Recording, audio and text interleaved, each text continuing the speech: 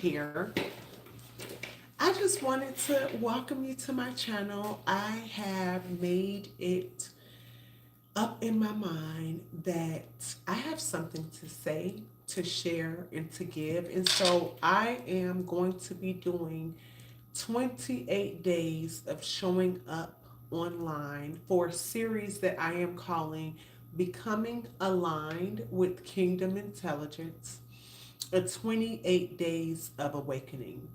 The goal is very simple so that we can turn off autopilot. Most of us live on autopilot and we don't even know it. And, I just think it's time for us to turn it on. I'm loving my natural hair, especially Black History Month, but I've been wearing it like this for a few months now. But neither everything I'm going to share with you guys has been over these next 28 days has been simply from my individual conversations with God, my individual conversations with myself.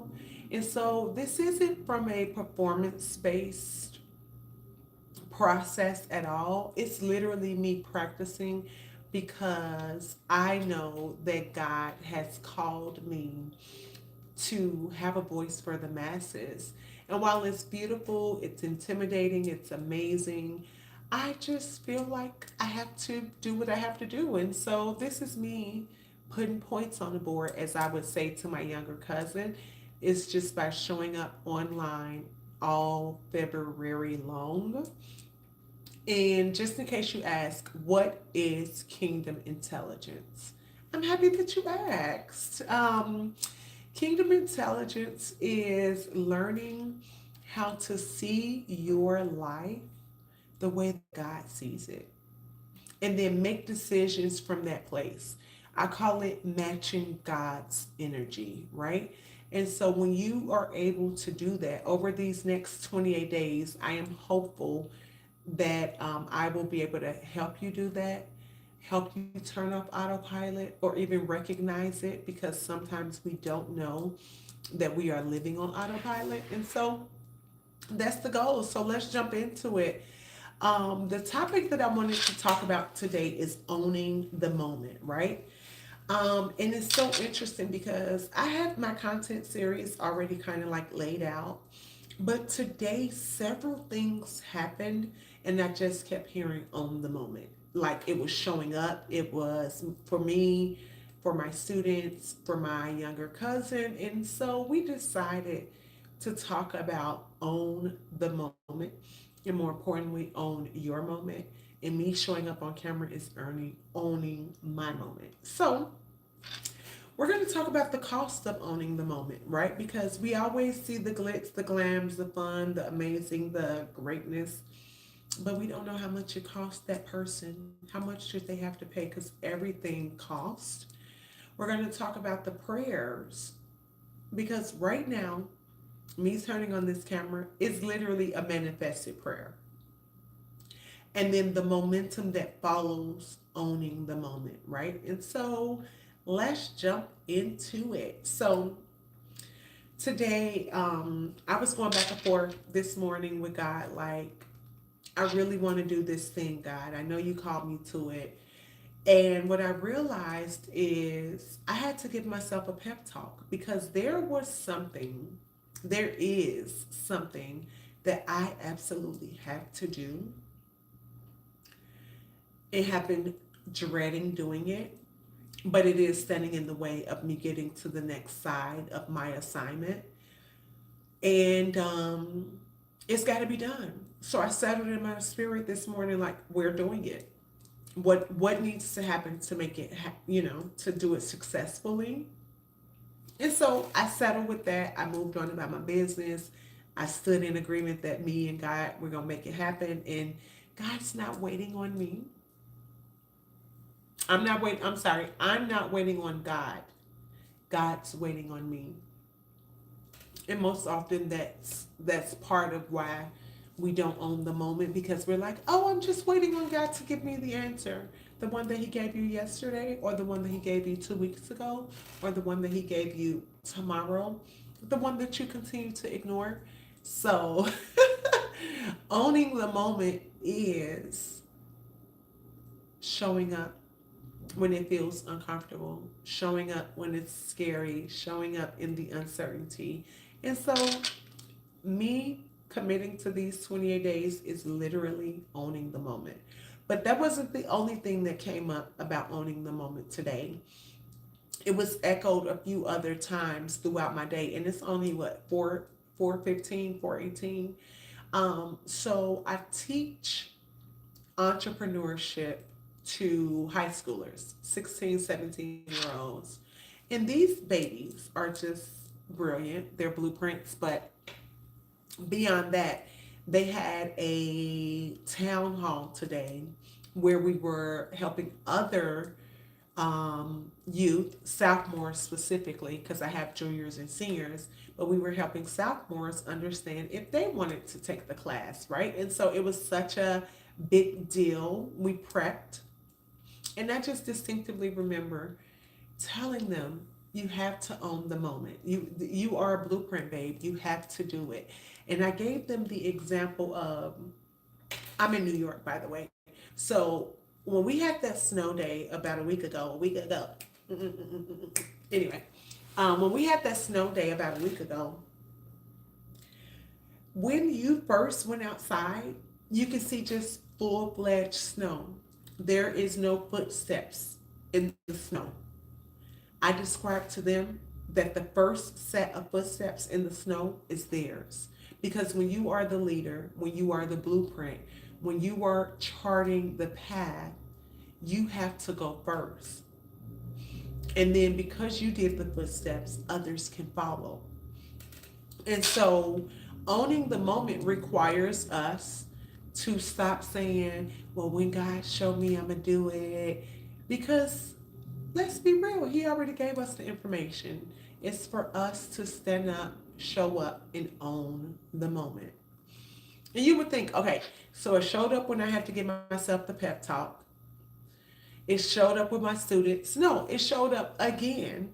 I was texting my little cousin. He is currently applying for a job and like was moving along the interview process. And I distinctively texted him and said, own the moment. The other two times that own the moment came up, it wasn't in a phrase. It was just like a feeling.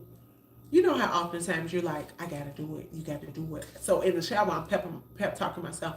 You just gotta do it, Simone. You can't be scared. You cannot be nervous. You've done this before. Did God tell you to do it? Yes, He's been telling you to do it. And so that was what was happening earlier. Well, with my students, I was just like, guys, you have to step up. You have to do it. You guys are superstars. You've been doing it already. And so they're like, and so in so many words, I said it. Well, without a thought in my mind, I text my little cousin and I said, when you get on this interview, own the moment. And then it hit me like, oh, wow. So as I was on the bus headed home, that's when I realized this is exactly what we need to be talking about. How to own the moment. But not just own the moment, because we have those moments in our lives where we are waiting for something, we are hoping something happens, we are showing up even though nobody's there, right? Like doing this live right now, there's nobody on the live with me yet. But it's okay though, because guess what I'm doing? Owning my moment. And so by the time you watch this, you know, I would have been putting shots in the gym. Because when you have your main moment, do you want to just be practicing when you have your main stage moment? No. You need to be practicing now so that when your moment on the main stage comes, it's easy. It's breezy. But that all sounds amazing. But let's talk about the cost of owning the moment because that's what matters most. The cost of owning the moment is comfort. When I was sleeping on air mattresses and sofas prior to moving to New York, I tell this story all the time. If you go on any of my social media channels, you will find it. Um, I lived in Miami for 11 years, and God was like, okay, we're moving to New York. And I was like, wait, what? I'm not ready yet. And then I agreed to own the moment. And it didn't lead me directly to New York like I thought it was. It led me to it led me to sleeping on air mattresses and sofas for 183 days. And so the cost of my yes to following God and being obedient was sleeping on air mattresses and sofas for 183 days. And so every time it felt hard or it felt uncomfortable or it felt like, am I making the right decision? And I've had family members tell me, like, you should get a job. You should give up. Maybe you didn't hear him, right? Like and it was from love. It was from love. So we're not shading anybody. But I would ask myself this one question: do you want to be comfortable or do you want to be great? And every time my answer was great, I held my chin up and I said, you're not a victim here. So the cost of owning the moment is posturing and reframing the entire moment, right? Like, am I looking at this from, oh my goodness, this is so sad, I can't believe I got to do this? Or is this practice before my main stage moment, right? Like, so that little one flip in your mind can help turn what is known as uncomfortable to comfortable. And when you're like an entrepreneur or you're doing something new or trying something new, you have to be okay with being uncomfortable because mastery requires mastering it. And to master it, you have to try until you become a master. So, what else it costs? The cost of owning a moment is ego. Most people don't like rejection because ego. Oh my God, it's going to make me feel away. I'm not going to be doing this in front of those people so they can make fun of me, or, oh my goodness, I don't even know this, right? Like, so when you can kill your ego, because it's important, and not be so offended. Everything is not about you. The reason why they yelled and cursed, they weren't cursing at you. They're cursing because they had a bad day at home. They're cursing because their life is miserable. They're cursing because they're sick. They're cursing because they just watched their mom have to do X, Y, and Z, right? And so when you can start realizing that everything is not about you and people don't always do things to intentionally cause you harm, they probably did it to protect themselves. That's a way that I was able to kill my ego. And then sometimes it flares up and I have to check it again and be like, we're not doing that. We're not going to do that. You don't even feel that way. You don't even, and if you did feel that way, how would you feel if somebody did that to you? That's a humbling ego tactic that I use often. Avoidance, right? Like, the cost of the moment, you can no longer avoid things because they're uncomfortable, because they're um, new to you. You have to deal with things head on. And the idea around delayed gratification is hugely important around owning the moment, because when you start shooting, you don't get every shot. And that's the whole point of practicing and putting points on the board, right? When you practice, you put points on the board. And as I was talking to myself about doing that thing, that pep talk in the shower, what I realized is doing that thing is going to be easier when you give them something that's worth supporting, or when you give them something that's worth bragging about, or um, impactful, right? So instead of thinking about owning the moment from a, I don't feel like it, I'm tired, I'm ill equipped, I don't have what it takes, can I really do it? Is somebody going to support it? You could think about it from, let me practice now. Let me do something so amazing that they cannot deny me. Be so great that ignoring you becomes impossible. That's my goal. I want to be so great that even if you wanted to ignore me, you really can't. Because you can't say that I'm not great. Because I'm showing up so great that you like, I got to give it to her. She is great. Right? And it's the same thing for you. And then overthinking. Thinking about what other people think about you is really not your business. Like for real. Like what other people think about me is not my business. It's not, it should not, and this is easier said than done. But it doesn't matter. It really doesn't matter. So the cost of owning the moment is your comfort, your ego, avoidance, delay, and overthinking. Most people don't miss their blessing, they hesitate at the door of it because we like, should I go in? Knowing that ownership requires visibility. You have to be visible in order to own it. If you want to own a house, you got to show up and sign the papers. If you want to own the moment on stage and be Beyonce, you have to be able to sing, right? And show up and perform. If you want to own the moment as a director, you got to create films that people want to watch.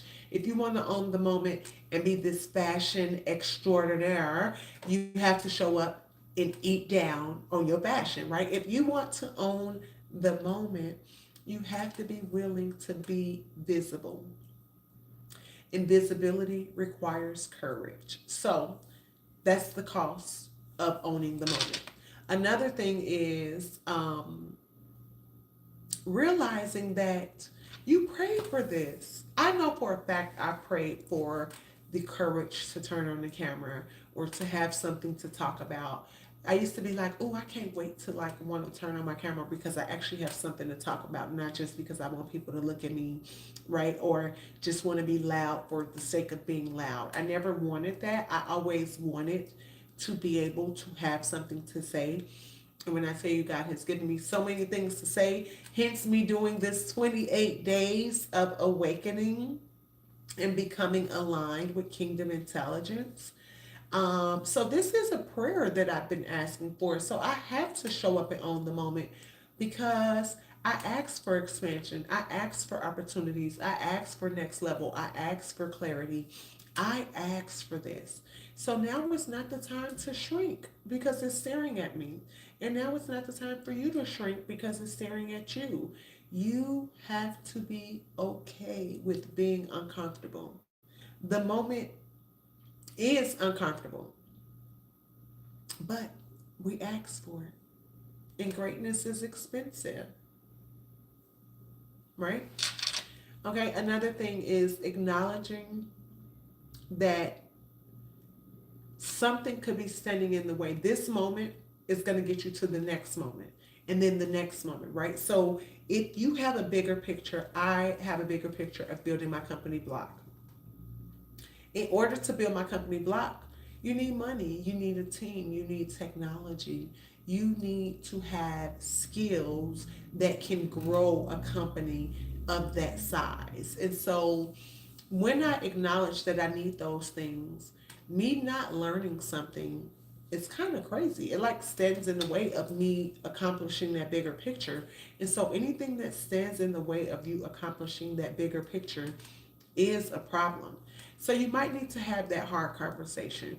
You might need to submit that application.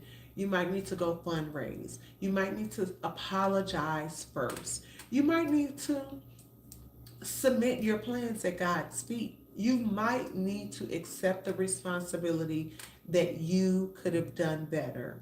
You might need to do those things because alignment asks you, is my hesitation blocking my answered prayers? Are you the reason why you're not getting what you want? Because you're unwilling to apologize, have the hard conversation, submit the application, submit your plans, be responsible? That's a decision that you have to decide if you're willing to make based on how much you want to own the moment. And when you see other people owning the moment, you cannot get mad at them because they did what you were unwilling to do. And because I don't want to see other people, I want to see you win. I do. I want to see everybody win. I think there's so much for us to win at in different ways, lanes, all the things. But I don't want to be on the sideline praying that I win because I'm standing at the door of opportunity, but I'm too scared to go in. You see what I'm saying? So this is where the problem comes from. This is what happens. And then the third thing is when you want to own the moment, right? So the first two, just to be clear, the first one was remember that you are staring and standing at an answered prayer. The second one is acknowledge that sometimes we stand in our own way and we are not doing what's required to access our next level. And then the final thing is you have to prepare for the win. Because if winning is the only choice, what do I need to do? Who do I need to become to be a winner? I need to learn how to steward money better, say less. I need to learn how to do marketing and sales, say less. I need to know how to talk to people so I can have a team, say less.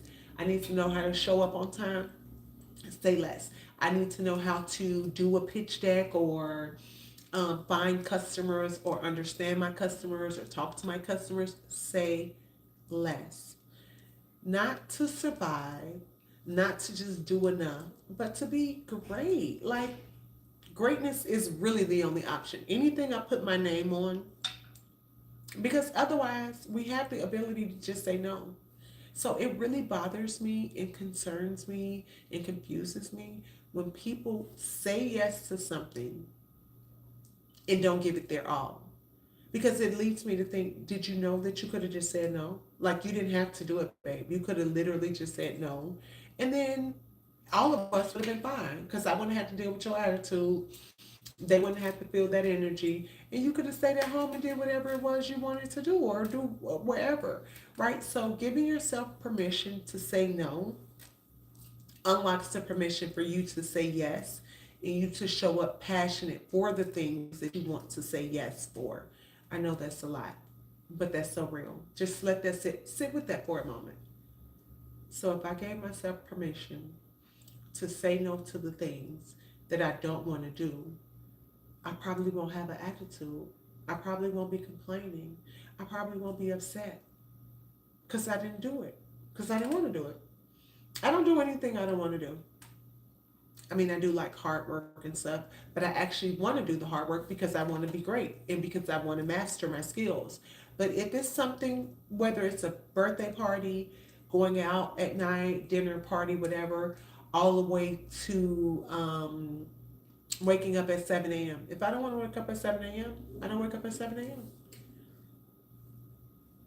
And so even when if I wake up at 10 a.m., I can do that because I know that who I am, I'm going to deliver on whatever needs to be done. So me waking up early is not the determining factor if the thing is going to be done because I might be willing to stay up later to get it done. And that's where not needing permission to be great is one of the bigger things that we don't talk about enough. I think that's one of my topics over the next 28 days, living a permissionless lifestyle, and we'll get into that. But moral of the story is when you own your posture, when you own your preparation, when you own your permission, when you own your energy and you own your voice, you can own the moment. And in the moment, you create momentum. And momentum is what makes things move. Momentum is obedience multiplied. And so I really want us to turn off autopilot because autopilot avoids moments. Honestly, autopilot is like, I don't want to feel uncomfortable, so I'm not doing it.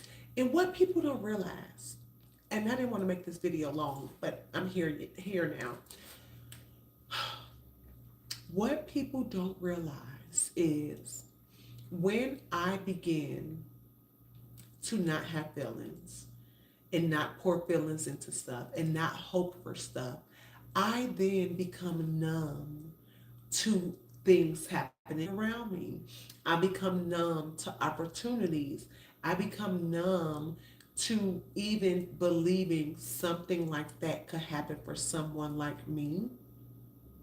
And that's where autopilot is. Autopilot is when you just do what you have to do and it's predictable. And when you are predictable, nothing new can happen because you know what's going to happen already. And this is why this series is so hugely important to me, because we don't realize that we've been living on autopilot for whatever reason. It's been taught. We want to be safe. We just want to survive. We're tired of fighting. You're exhausted. You don't know where to start. Whatever it is, there's no judgment as to why living on autopilot is bad. It's just awakening. And so I'm going to spend the next 28 days. Really, I'm coming on Monday through Friday, but because February is 28 days, you're going to get a little sprinkle on a Saturday and a little sprinkle on a Sunday. But I'm going to do live Monday through Friday, talking, sharing, unlocking kingdom intelligence as I understand it, as I'm developing it, and as I'm showing up to own my moment. I pray that this has been helpful to someone. I pray that something in this message touched you, helped you, unlocked you. Drop comments, because on Fridays, my goal is to do an AMA to just kind of like break down something, clarify something, things of that sort, because we're just really having a conversation. And if this resonates with you, I want you to understand, don't just sit there. Alignment requires movement. It requires you to take action. It requires you to actively participate in life.